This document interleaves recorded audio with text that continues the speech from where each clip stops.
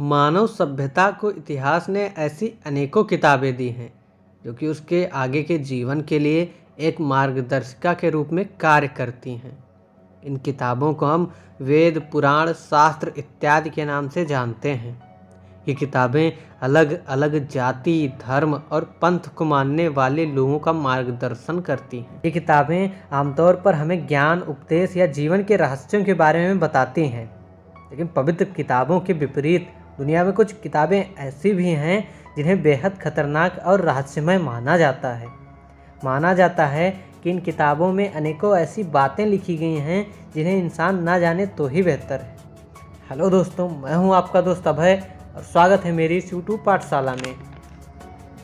Codex गीगास, जिसे लोग devils Bible के नाम से भी जानते हैं, दोस्तों 13वीं शताब्दी में हरमन द रेस्क्यूस द्वारा इस किताब को लिखा गया। इस व्यक्ति ने अपने पंथ के कुछ महत्वपूर्ण नियमों का उल्लंघन किया, जिसके कारण बोहेमिया, जो कि अब चेक रिपब्लिक का भाग है, के राजा ने उसे दीवारों में जिंदा चुनवाने का आदेश दिया। लेकिन दीवार में चुनवाए जाते वक्त उस व्यक्ति ने राजा के आगे एक प्रस्ताव रखा कि यदि राजा उसकी जान बख्श दे तो राजा को एक ऐसी किताब देगा जिसमें दुनिया का सारा ज्ञान मौजूद है। राजा ने उस व्यक्ति की शर्त को मान लिया और उसे इस किताब को लिखने के लिए एक रात दी और सारी ज़रूरी सामान मुहैया करवाया। लेकिन एक रात में ऐसी किताब को लिखना जिसमें बेशुमार रहस्य हो वाकई नामुमकिन काम था।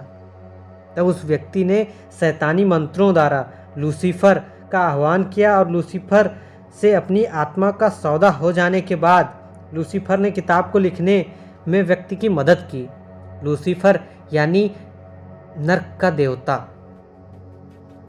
यह किताब 36 इंच लंबी, 20 इंच चौड़ी और लगभग 8.5 इंच मोटी है। इसमें शुरुआत में 320 पेज थे। इस किताब के पन्नों के लिए गधों और घोड़ों की चमड़ी का इस्तेमाल किया गया था। इसका वजन लगभग 34 किलो के आसपास है और इसमें अनेक तरह की शिल्पकारी की गई है। ये किताब मध्यकालीन युग की सबसे बड़ी हस्तलिपियों में से एक है। इस किताब में बाइबल के अनेकों अंशों और उद्देश्यों को लिखा गया है। लेकिन किताब के कुछ पन्ने पलटने के बाद डेविल की एक 19 इंच लंबी तस्वीर बनाई गई है, जिसमें डेविल यानी नर्क का देवता अपनी असली रूप में दिखाया गया है। इस तस्वीर के बाद कुछ पन्नों में अजीब तरह के कर्मकांडों और क्रियाकलापों का वर्णन किया गया है, जो कि ऐसी तांत्रिक क्रियाएं हैं जिनसे डेविल के संपर्क किया जा सकता है।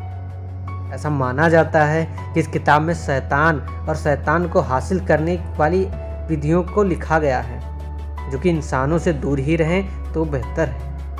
इस किताब में पहले 320 पेज थे, जैसा कि मैंने पहले ही बताया है ऊपर, लेकिन बाद में किसी ने इसके 10 पन्नों को निकाल लिया। इन पन्नों को किसने निकाला और क्यों निकाला, ये बात आज भी एक राज है। और उससे भी बड़ा राज है कि आखिर उन 10 पन्नों में से ऐसी कौन सी जानकारी दी गई थी जिसे दुनिया के सामने आने से रोका गया। इस किताब की प्रतिलिपियां ढूंढना बेहद मुश्किल है, लेकिन डार्क वेब पर इसे खरीदा और बेचा जा रहा है। हालांकि इस किताब के ओरिजिनल कॉपी को फिलहाल चेक रिपब्लिक के नेशनल लाइब्रेरी में रखा गया है, जहां इस पर आज भी कई रिसर्च चल रहे हैं।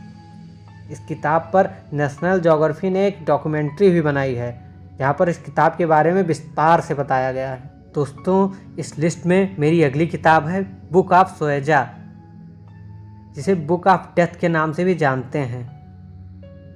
कहा जाता है कि एक बेहद मिस्टीरियस किताब है, जिसके इतिहास की सही जानकारी आज तक के किसी के पास नहीं है। लेकिन ऐसा माना जाता है कि इस किताब में अनेक जादुई क्रियाओं और आत्मा से जुड़े अनेक अनसुलझे रहस्यों के बारे में बताया गया है। इस किताब को एक सीक्रेट भाषा में लिखा गया है, जिसमें हर शब्द को अलग अलग सेक्शन में रखा गया है। इन सेक्शन में लिखे गए शब्दों का आज के समय में असल मतलब किसी को नहीं पता।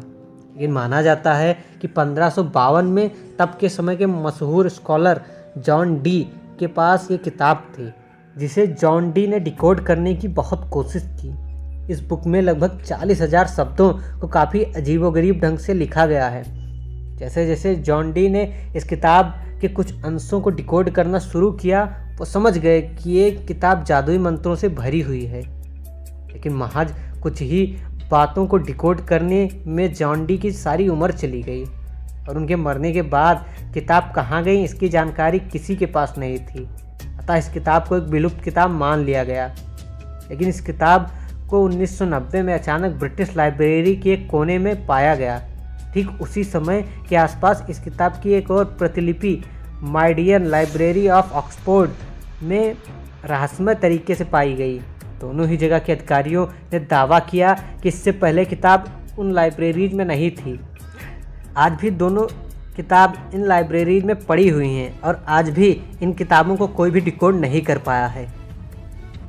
दोस्तों, इस लिस्ट में मेरी अगली किताब है द ग्रैंड ग्रीमोर। इस किताब को ऐसे व्यक्ति द्वारा लिखा गया था जिसके बारे में माना जाता है कि वो किसी बुरी आत्मा के वश में था। इस किताब को 15वीं शताब्दी के शुरुआती वर्षों में लिखा गया। इस किताब में काले जादू और शैतानी आत्माओं को बुलाने का विस्तृत वर्णन है।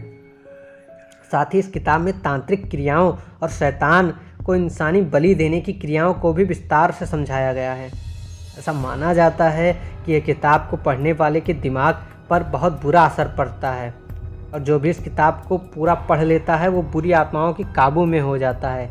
यानी एक प्रकार से हम कह सकते हैं कि उस व्यक्ति का ब्रेन वॉश कर दिया जाता है इस किताब के द्वारा। इस किताब से हो सकने वाले दुष्परिणामों को ध्यान में रखते हुए ये फैसला किया गया कि इस किताब को लोगों की पहुंच से बहुत दूर कर दिया जाए और इस किताब को अनेकों तरह के तंत्र मंत्र करने के बाद वेटिकन सिटी की एक गोपनीय जगह पर रख दिया गया कि ये लोगों के संपर्क क्षेत्र से बहुत बाहर चली जाए। दोस्तों, यूँ तो किताबें हमारी मानसिक विकास के लिए सबसे ज़रूरी साधन हैं और आज की वीडियो में बताई गई किताबें कुछ विशेष इंसानों को असमान शक्तियाँ प्रदान करने के लिए लिखी गई, इसलिए इनसे दूर रहना ही उचित है। दोस्तों, आपको कभी इन बुक्स में से कोई पढ़ने का मौका मिले तो क्या आप जुर्रत करेंगे इन्हें पढ़ने का? कमेंट करके ज़रूर बताएं। वीडियो अच्छा लगा हो तो प्लीज़ लाइक और शेयर करना ना भूलें। इसके साथ ही अगर आप मेरे इस चैनल पर नए हैं तो चैनल को सब्सक्राइब करते हुए बेल आइकन को जरूर प्रेस करिए। मिलते हैं मेरी नेक्स्ट वीडियो में, तब तक के लिए जय श्री राम।